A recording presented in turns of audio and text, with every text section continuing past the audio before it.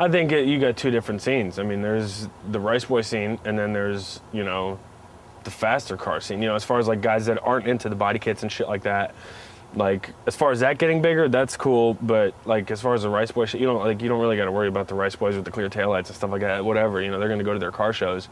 But I mean, it's good that more people are getting into it as far as like, you know, building motors and having nice, you know, clean cars done properly. That's cool. It's always cool to meet more people like that, you know.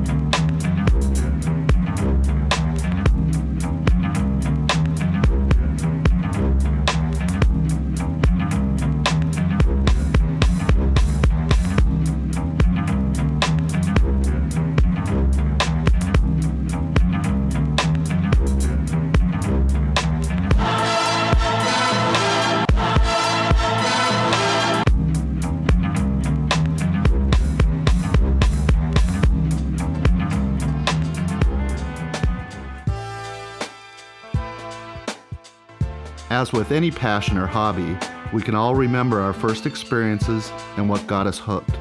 The people in this film come from different areas and are different ages, yet all share a love for automobiles and import tuning.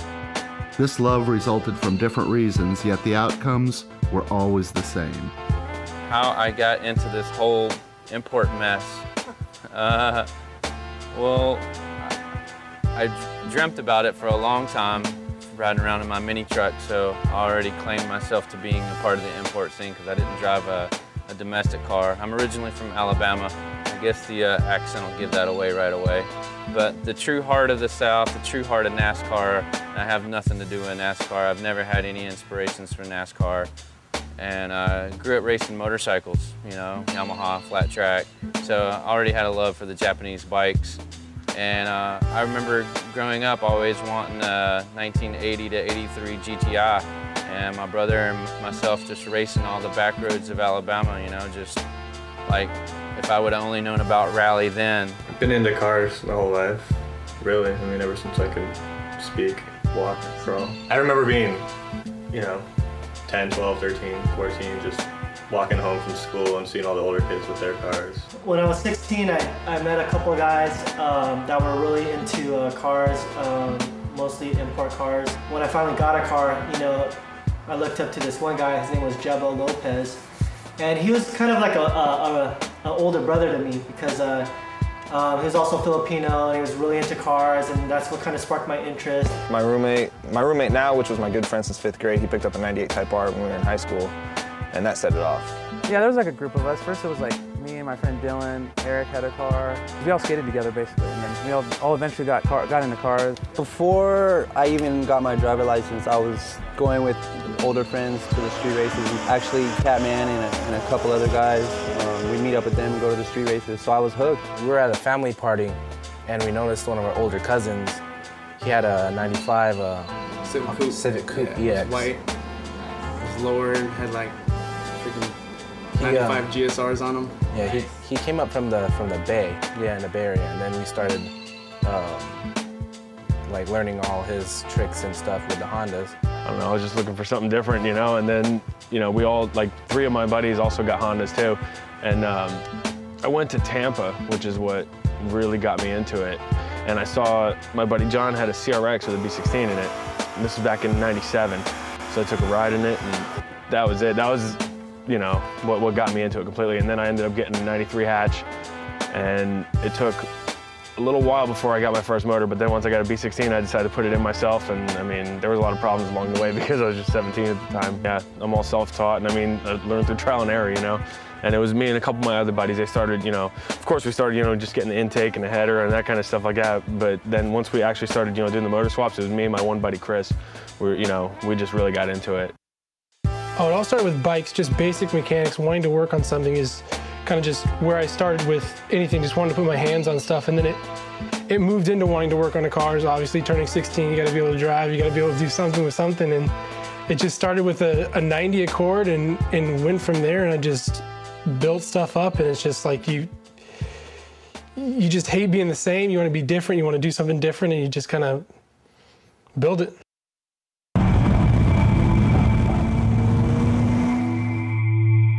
The project car, the driving force behind everyone in this film.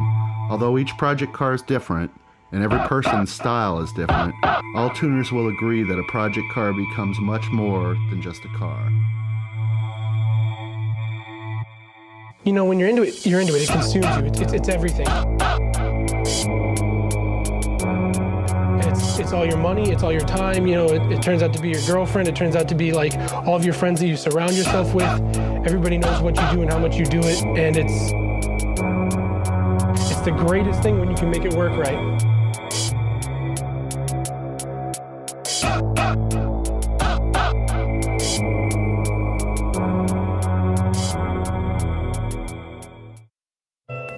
This guy flips through cars like Dude, he's women. All right. Oh, hey.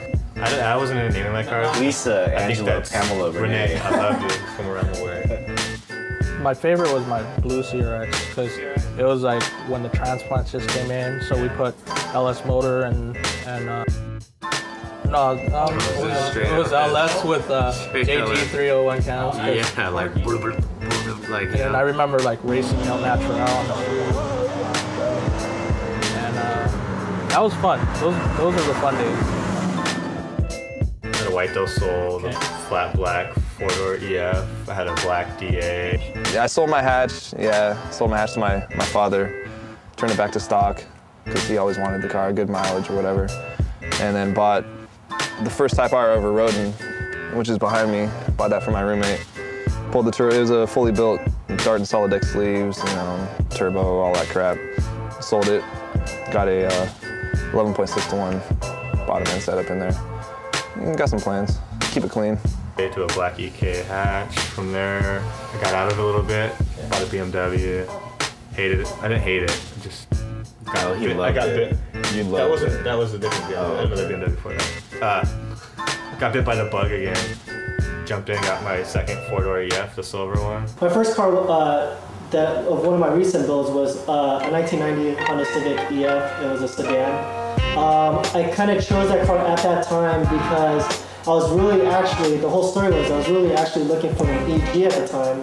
But at the time, they were going for about $5 grand, $6 grand for a stock one, a nice clean one. And I didn't really want to spend that much money on that because I'm, just like anybody else, a budget, racer, budget builder and whatnot. And I used to have a 4-door in high school. And so my plans to get an EG back then, because of the whole price thing, I said, you know what? Why don't I just take it back with something that what I used to have? So I bought a 4-door Civic, 1990 Civic, and a lot of people at the time were really cautious as far as turboing it and whatnot. And those were my big plans, to show that you can turbo basically out of the junkyard, an import yard motor, and just through fine tuning and whatnot, you wouldn't have any problems. That was kind of like my whole story to that. And I've always been into the whole Japanese look. The look in Japan is different than it is here in the US. In Japan, they have a one-piece headlight. It's got a different hood, it's got a different fender, it's actually got a grille, just like an old school Accord. And I sourced it and decided to put that together, built that together. Got the fine tuning out as far as tuning the turbo. Also kind of put together a lot of stuff that I researched on, which is HKS B-Series manifold, which is a hardware piece to find these days because at that time HKS didn't come full force with their B-Series turbo kit. And I was able to source that. It was a fun project. I learned a lot from that. All of the people in this film can remember their first projects and can relate to the feeling of working countless hours all to afford that one rare part that they just had to have, and finally achieving a personal goal or idea relating to their cars. As weird as it sounds, I tell you, and I don't know if anyone could relate to me that will watch this video, but my first car, like I said, was a 94 GSR. And I've owned some pretty nice supercars throughout the years. You know, of course, being an enthusiast of, you know, anything from S2000s, Type-Rs, you know, Evolution, I mean, anything in general. So, but it, you know, nothing ever gives you that feeling your first car does. You know, it's like you get your first license, you get that car, you get a set of wheels. It's like, you always remember that in your mind, you know? But as far as, and personally in favor, I've always been an enthusiast of the Integra Type-R. It was, like I said, coming into Integras, you always look up to the top model that you can't have, you know? And that was the one. So, you know, now today I own 2 of them, but as crazy as it sounds. But yeah, definitely I'm an enthusiast of all cars. I've owned Del Sols, you know, every hatchback body style you can imagine, so. I got into high school and a couple of my friends started getting into the same stuff, and eventually I picked up my first car, a 94 Civic CX hatchback, pretty much the lowest model they made, and set out to do a bunch of stuff to it, and from there we got a lot further than I ever expected. Your car, Slow Turtle, was about so many things. It was about, you know, just being able to get away from everybody. We just sat in the garage, did our own thing. Nobody gave us grief for it. Working on that car was it was exciting, you know, like it just brought us together, and I still remember the first day that we got my car started. I mean, after all that work, it didn't have a hood on it at the time. I don't even think the lights were working, and because we had torn everything apart. And that day that we got the motor running, we just, you know, took it around with my friends, kind of a desolate area, and we ended up getting pulled over by a fire truck of all things, who saw the car, you know, in shambles, and it was loud. The header was like barely connected and no exhaust, and it was just super loud, and we were just dirty. There was no seat belts in it, and we were just laughing. You could not take the smile off of our face, because, you know, we did it. We did something that we were really involved with and really into, and it was funny that we got pulled over for it being so loud, but we didn't even care, you know, just that excitement of seeing that happen. I don't know, it's always like funny stories, like when you're working on cars, because I mean, at first, like when you do it yourself, you do a swap yourself, and you learn a lot doing a swap yourself. You run into a lot of problems. I remember one time I was doing a swap for my friend Craig Fowler. We were at my parents' house doing it, and we were up like, I think I was buying his motor out of his car as a Type-R motor, the Japanese Type-R, and I had my stock motor in my car at the time because I sold my US Type-R motor and I wanted his. So we were putting my stock DX motor into his car and his Type-R motor into my car, and we were working all night. I mean, it was like probably 4 in the morning, and we were like dead tired. And I just fell asleep. I went in my room and passed out. And Craig was still under his car, like on jack stand. The car was on jack stand, he's under his car, and he fell asleep. I was too tired to even wake him up. Like, he woke up at like 5 in the morning, and like, he opened his eyes, and the car's like right above him. He freaked out, like he didn't really know where he was at or anything, and he was all pissed for not waking him up. But that was kind of a funnier story then. Yeah, my car was definitely more than just a hobby. It was indeed a lifestyle for me, because I mean, I wouldn't just go home and be like, oh, there's my car, you know, I'm gonna start working on it. But it was more like, you know, this car, I dream about that car. I dreamed about what it would be like, and you know, it consumed all my friends and everything around me. You know, like I would go to work, not just to work, but I would work for my car, and that's what all my paychecks went to. You know, it wasn't just like my car was my side hobby. My car was my life, you know, at that time. And I dumped, you know, hours, blood, sweat, tears into that car. You know, it was everything to me, and I guess it showed, you know. Another DA. I think I've had 3 DAs in all. I think I'm missing one. Something about DAs and EFs I just love. From there, I had an EG coupe, another EK hatch. Yeah, my Type-R was the first car I ever really put together by myself, you know, without outside assistance. It was a theft recuff, so it had no interior, no motor, nothing like that. Ended up getting a JDM motor, swapped it in, did the seats, just kind of put it back together. It's a really good feeling to actually do something, you know, yourself without assistance and kind of just your own knowledge. And with the EG, I knew that the outside body would be just like any other EG. A lot of them are just subtle like that, so I wasn't looking for the big body kit or rim or whatnot. The real main focus was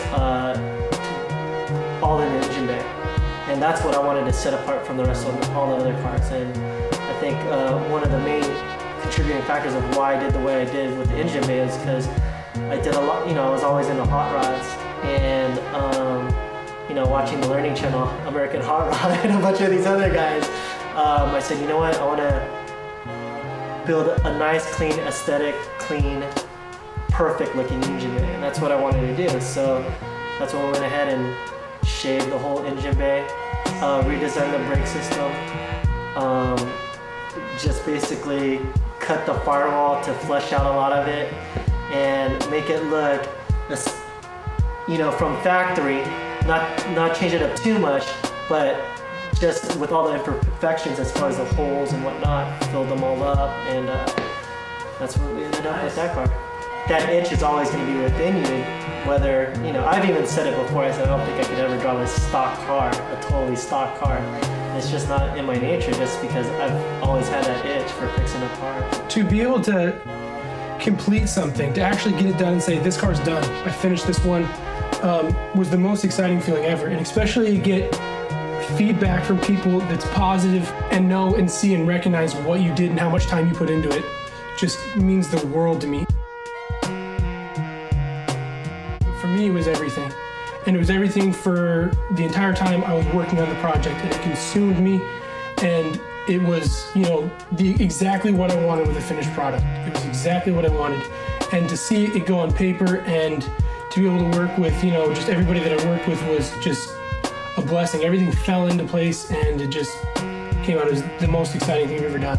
They're never finished. The thing about cars is they're never finished. Even if someone says, well, my car's finally finished, bullshit. There's something you want to change. It's no, I think my coworker said this today too. He's like, every time you ask a person, it's almost done. It's all. Almost the answer done. is anytime you ask, it's almost done. But you'll see stuff on the internet. Oh, I finished my project. I finished my car. Here it is. I'm like, bullshit. 2 weeks later, you want new wheels. 2 weeks later, there's something else out, something bigger, something better that you want to buy for your car. It's just what's in you. You keep building. It never ends. JDM. JDM. A la JDM. Oh, JDM. Oh, cool. JDM, 3 letters that have taken on quite a legacy among the import tuning community. Whether loved or hated, JDM must be recognized as a serious change in the way enthusiasts tuned and modified their cars. There is a difference now between JDM cars that were around back then and JDM cars that are around now. I think the JDM thing is a scene. I think it's more a way of how you view life, and I appreciate that the JDM aspect is there because it's like how a skateboarder views the terrain around him. He's like, ooh, check, I can hit that lip right there, I can roll like that, I can hit this thing right there. Well, JDM-ism is kind of like the same, it's a thought process. It's like, it's how I want my car to look. It's how I want my car to be perceived. It's my appreciation for the Honda make itself. The term was coined sometime in the late 1990s and refers to the origins of a somewhat different style of import tuning.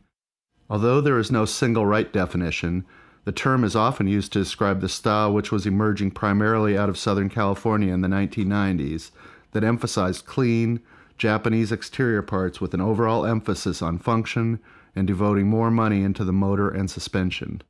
In high school, we never thought of this whole coined word JDM thing just because, some people would define it as, is it from Japan, just parts from Japan? Does that make your car JDM or just this whole clean look as like OEM look? Or, to me, I've always just had that whole taste as far as just really clean, subtle. Even when we had, body kits and whatnot, it's always been pretty, laid back and clean. That's basically the kind of look that I've always gone for. With the introduction of the internet, people began to notice this style was becoming more popular nationwide. The people who started this style, however, did not feel it was anything worth talking about. They didn't consider themselves pioneers or trendsetters. They were just buying the quality parts they wanted and keeping a style they enjoyed. Back in '95, there really wasn't anything that wasn't real Japanese stuff out. There was no fake rims or fake anything, It was just like, you wanted nice rims, you'd get, Mugen or Racing Hard or whatever else you wanted to get. What we wanted to go after, at least what I thought I wanted to go after, was FS Squad. I think they just kind of set the trend in so many ways. It was like the basic B-Series swap, but then you got your JDM goodies over here, and it had all kinds of flavor and style to it. And Seattle area didn't have any of that, and it was just kind of like when you saw a car like that set up, that was a big deal. And it wasn't a lot of money, and it wasn't fiberglass everywhere, and it wasn't, 17, 18-inch rims. It was a big deal to have 5-lug, 15-inch rims, and just all kinds of stuff that you can't go to the store and buy. So the stuff that we bought was expensive stuff, and we didn't have a choice.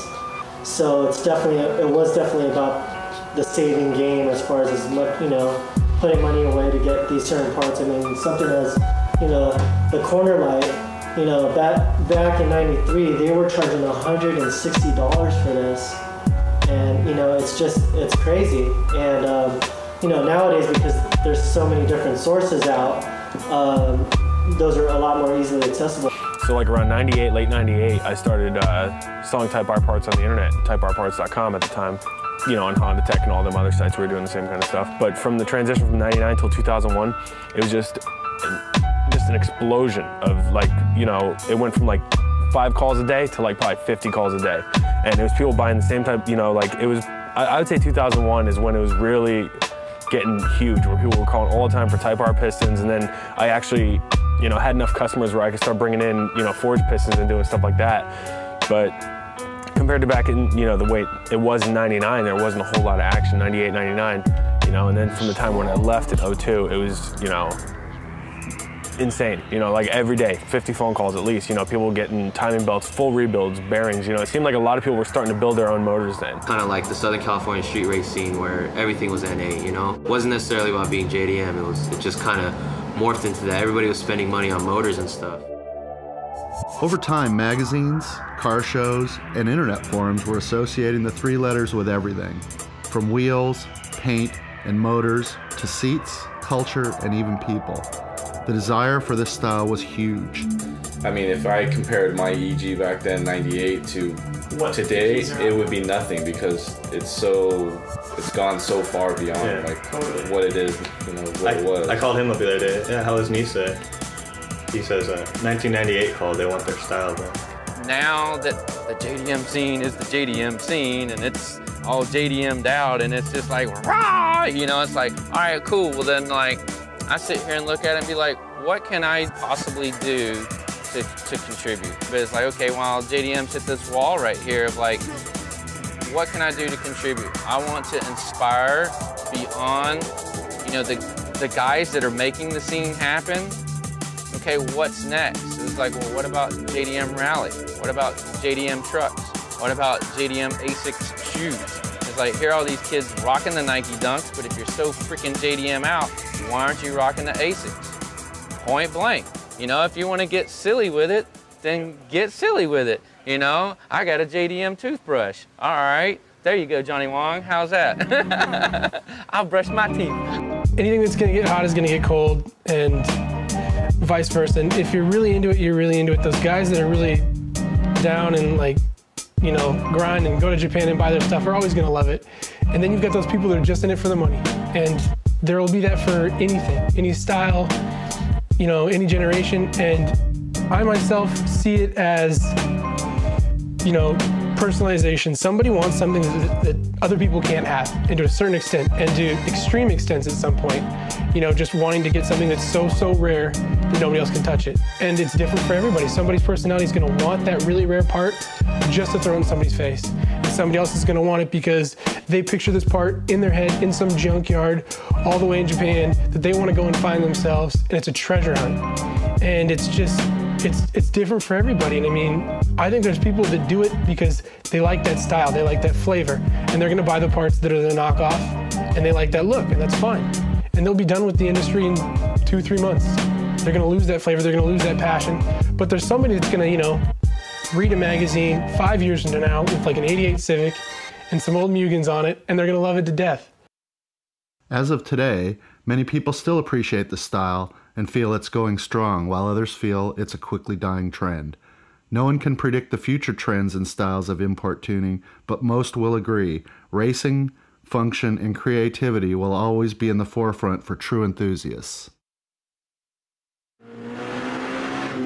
Racing is something people must experience to truly understand.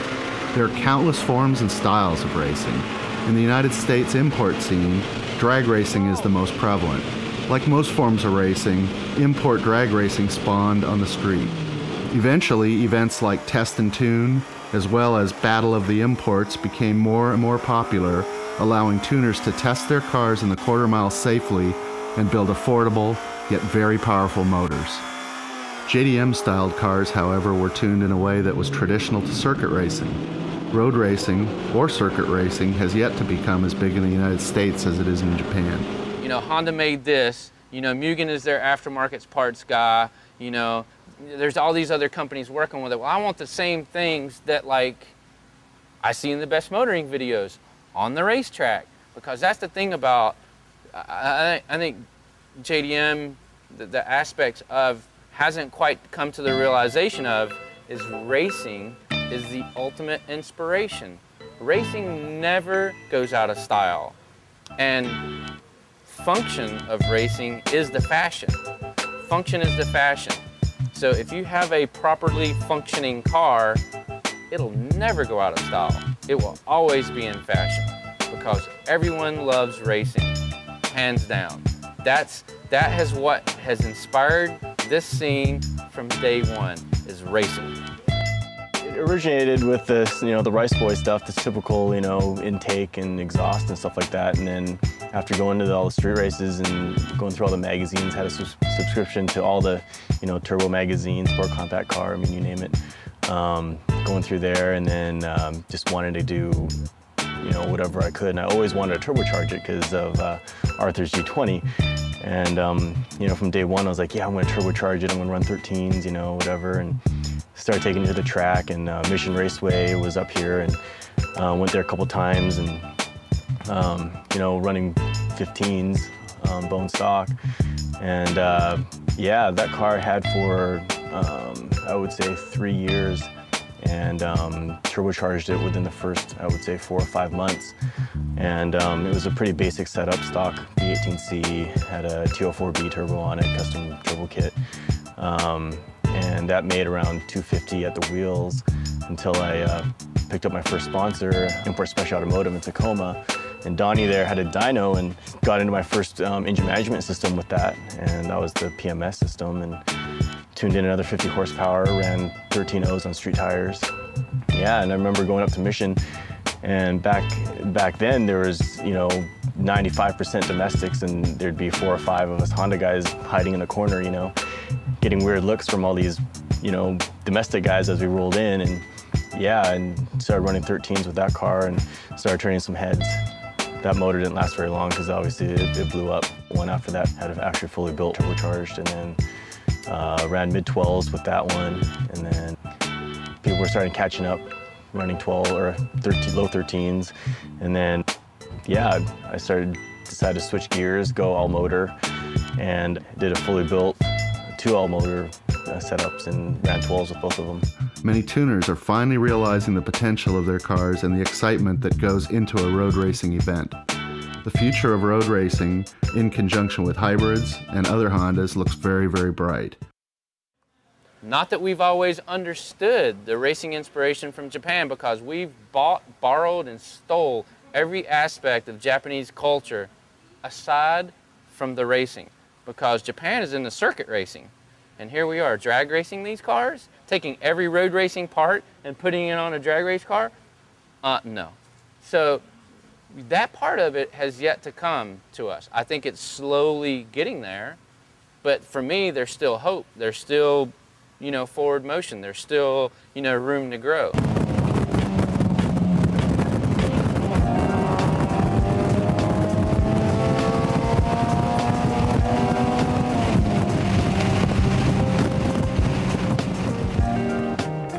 I was trying to hit up track events. Right when I built that car is when I got into road racing. And actually Eric B was, he lived up in San Francisco, and he was kind of like my mentor, I guess you could say. And he knew Tommy that was just here. Tommy was like, he's more of the road racing than Eric B is, but I hooked up with them and went to a couple speed trials events back in like 99, around 99 or so. And I started that off. I've been going ever since. As far as the style, I mean, I see a lot of people that are putting like really like nice track parts in their car, but not really using them. And I see a lot of people who are putting parts on a car like sort of think, well, I'll take my car to the track and see how these parts work, you know what I mean? So actually starting to use the parts. I think more and more people are starting to like get into road racing and like using the parts for what they're for, you know? So hopefully like that'll continue, and I think K-swaps are gonna really like pick up, and you know, just V-Series is gonna die out eventually. I heard of a track event going down at Pacific Raceways down in Kent, Washington, and the event was being held by A&J Racing up in Vancouver.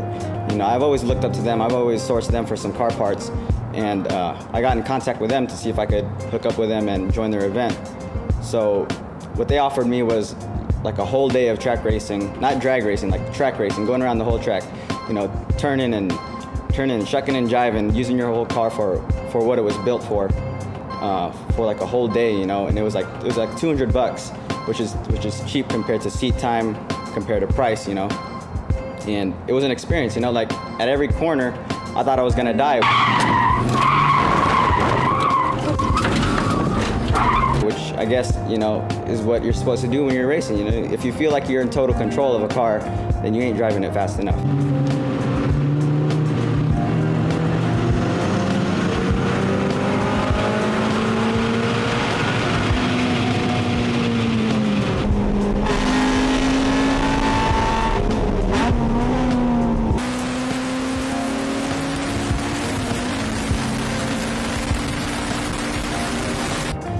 And that was my whole theory, you know. I scared the shit out of my co-driver, and that was my first time driving. And this dude was like a professional, like Porsche track racer, you know.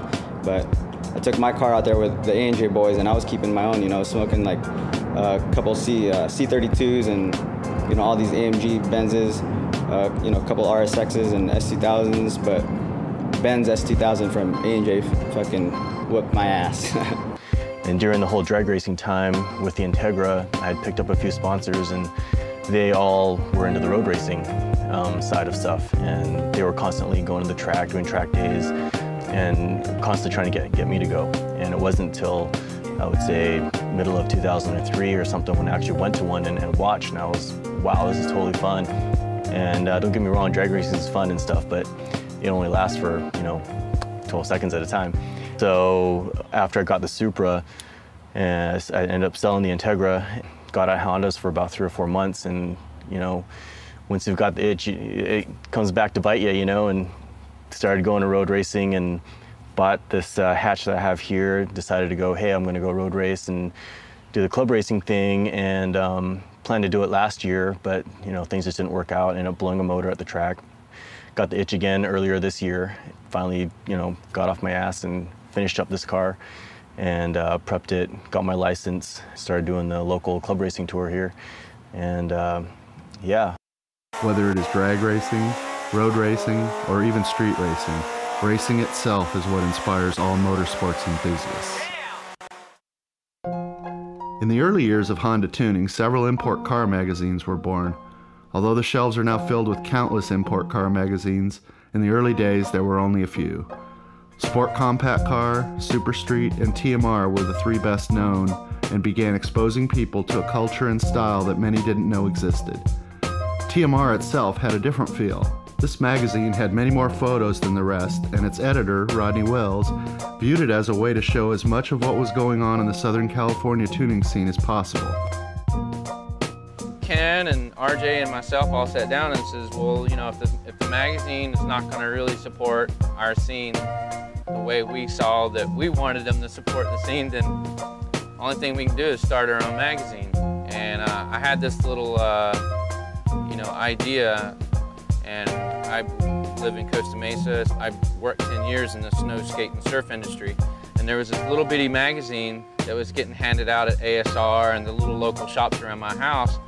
And yeah, it was this thing called Electric Ink. It was like about this, you know, the surf community, skate community around there, and I'm like, dude, this is perfect. I mean, I've been going to battle for 6 years and watching what was happening, and me being a graphic designer at that time, I'm like, there's a huge problem with getting, you know, stuff in the kids' hands at the shows. It's like, you know, the kid, you know, a guy's there with his girlfriend, and he's holding the drinks and holding their purse and his backpack, and you know, and all these manufacturers, they're trying to give the kids stuff, and the guy's like, whatever. And so I'm like, man, it's a huge problem just getting the guy to take something home.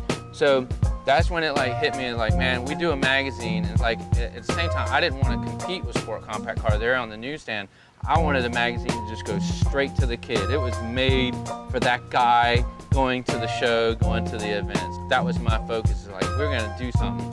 I wanted it to be ultra accessible by the kid, and almost at the same time be a decoder to only that the kids would get it, you know, like the peers around us. If some old guy or manufacturer picked it up, you'd, you know, whatever, you know. That's why we started, that's how we started it. And that, you know, was the leading, you know, the whole, you know, toy machine racing. Message forums are very popular these days, and countless forums exist. In the beginning, however, one stuck out. The Hybrid Board was an internet message forum based primarily on hybrid Honda engine swaps. With the increasing number of people realizing how easy it was to transform their base model Civic hatchback into a high-performance race-ready vehicle, the board couldn't have come at a better time. The site offered help with wiring, as well as other common questions regarding putting dual overhead cam motors into these single overhead cam Civics. It was a relatively small, close-knit community of people who, although sometimes didn't know each other in person, still related to the passion and interest in hybrid Hondas. Many of these original members met some of their closest friends through the hybrid message forum. Well, the hybrid board is what really got me interested in going to the next level, speed and performance, really. It was definitely a good resource. Totally. A lot of underground guys. Yeah. I mean, when I first joined that board, I got slammed for being a Super Street editor. They were like, what the fuck? But it was good because I got to, you know, it was kind of like you come into a world where you don't really know.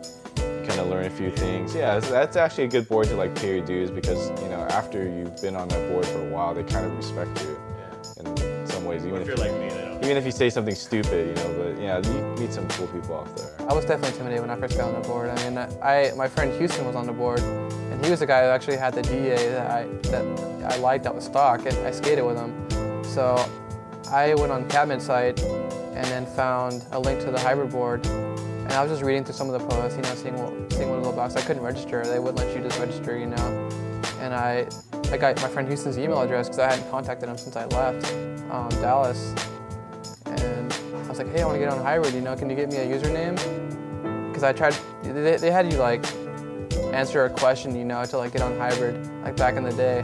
And I answered the question right, and I still didn't get a password. So I was like, what gives, you know? So my friend Houston got me a password, and I had to have like, they had to have like 10 like tech posts before you could even post in the alley. So like I was all like, you know, scared that they were gonna ban me or something if I didn't have all the tech posts. I think about half the people I know today, I mean, I'd say they've all come from the hybrid board, really. I mean, it's just like, it's like family, really. Eric Bauer and Tommy, I didn't know them at all before I got on the hybrid forum. I met a lot of people, Tony,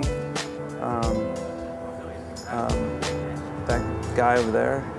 I went to high school with a few buddies that kind of, we started getting into cars and stuff, but after high school I think is when my passion, you know, really grew, because a lot of my friends moved away for college, and I was actually at work one day, and I worked at a complex at a coffee shop that had a Singular Wireless next door, and every day there was this 94 GSR that was slammed on SI wheels, and this 99 black SI that was slammed, you know, and it was totally clean, just simple, you know, the same style as my hatchback.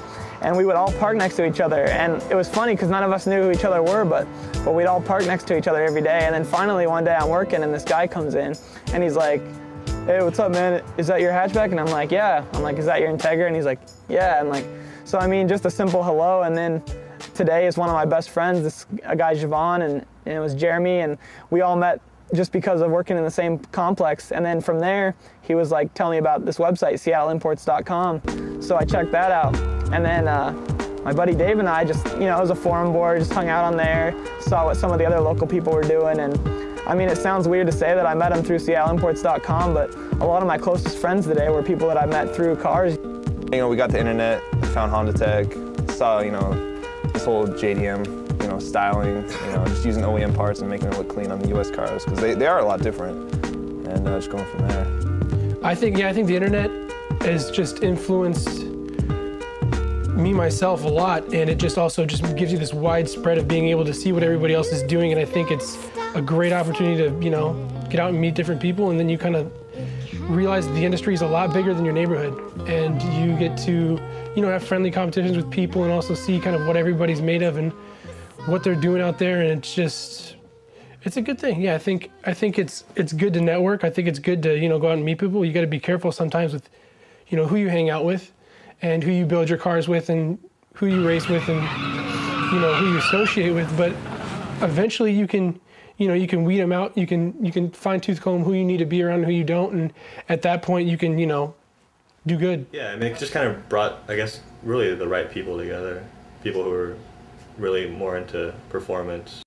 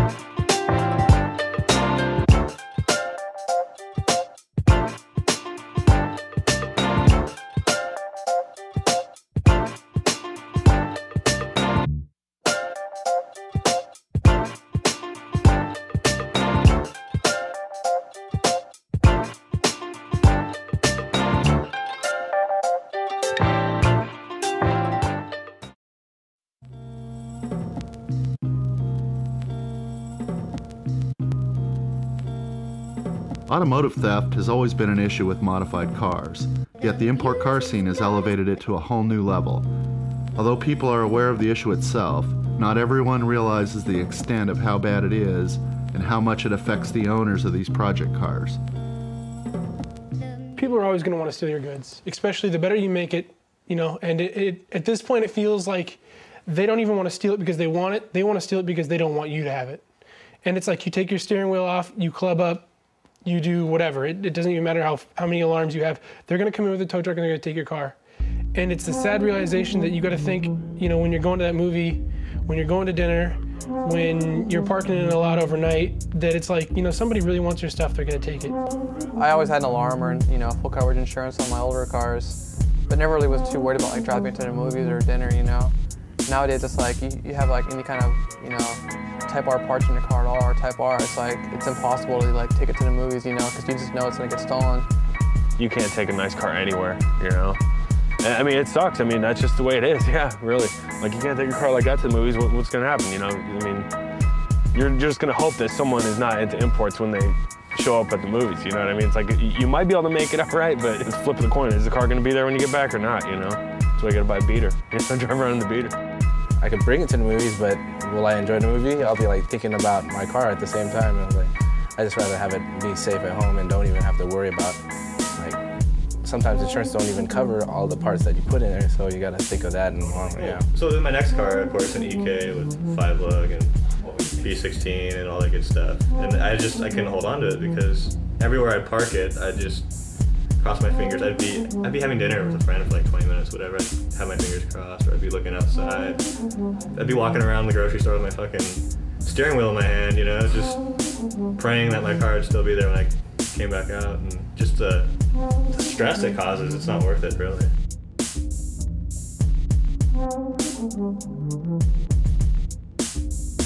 I think it's mandatory to have a garage, you know, for any like nice like fixed up car, you know, and it sucks because it's just like inevitable. I see on the board every single day like cars getting stolen left and right, especially Type-Rs, and it's, I don't know, I wish it wasn't like that. I mean, I had my Civic stolen a few weeks back. And it destroys the industry to a certain extent because it raises prices and kills prices at the same time.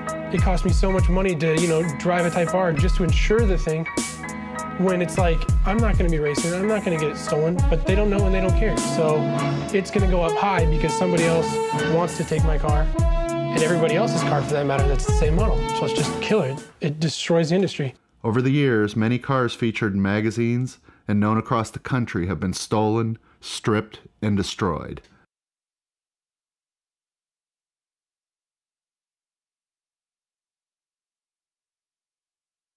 That's probably more due to the internet because people just post pictures of their cars everywhere they can. And you know what? If someone's gonna take it, they're gonna take it anyway, so. Yeah, my coupe was stolen in January, and I just immediately told myself, never again am I running a Honda, because it's like, around here it's like gold. I parked my car outside of my house because my roommate was asleep and she was blocking my garage, and like my car did mean a lot to me, but it didn't mean enough to wake up my roommate and tell her to move her fucking car so I could park my shit in the garage, So I just left it out there, auto locked with the alarm, It was as secure as it can get without being towed away, And that's what happened to my car the next morning. I woke up, tried to go to school, I fucking hop out there and my fucking driveway's empty, And I'm just like at that point I already knew what happened. I knew what happened, I just started laughing, I knew this day would come. Like it did hurt me, a little bit, but I mean the car is just a car, Like the car was my life. But the car didn't make who I was, I made that car. That car wouldn't be shit without me, So when we recovered it, a bunch of people were suspicious, saying that I insurance frauded my car. So to prove these motherfuckers wrong, we found my wheels on eBay, the Volks EE28Ns, and for those who don't know, those are pretty rare wheels, and the offset and the bolt pattern and rim size that were on my car. So there was only probably four sets made that I know of. So we found this set on eBay with my exact tires and, coincidentally, the dude's from Washington. So I'm like, those are my motherfucking wheels, So we hit up this dude and pretend like we're an interested buyer. Eventually we won the auction on eBay and we met up with this dude, Sanpan. We met up with him at McDonald's, 30 of my buddies hiding in McDonald's while my buddy Javon was outside pretending like he was an interested buyer. So once the Sanpan cat busted out my wheels, 30 of us came out from McDonald's, like a little big family, and this motherfucker was scared as shit, And we held him there for questioning, and we flagged down a cop, and the Seattle Police Department confiscated my wheels and got his information, and then they eventually did a search warrant on his house and found the rest of my car parts chilling at Sanpan's, his crib. I actually got the Civic back in '93. I think I only had it for 3 weeks. There wasn't even any radio in it or whatnot. It was pretty much a stripped down model because I was gonna fix it all up anyway. But it was crazy. Yeah, I was actually carjacked at gunpoint by 3 guys. Wow. And luckily, they just took the car, and that same night they recovered it, and it was actually on the news. It's crazy, it's crazy, but yeah, they build these cars, anything's a risk though, and you just gotta take precautions. People are going to whole new lengths to protect their hard work and the parts they purchased with hard-earned money. This is by far the best thing you can do to protect your car from thieves. I don't know how to cock it or shoot it. So that's loaded. Oh, okay, yeah, here. It's loaded. Hey, why don't you hand it back to Jeff? Who, Jeff? He's a marksman. While no one film can cover the entire history of this phenomenon or tell everyone's personal stories, there are definitely many stories to be told. There is a deep history of people who did not modify their cars to fit in with trends or hype. They did, however, modify their cars because it was their true passion.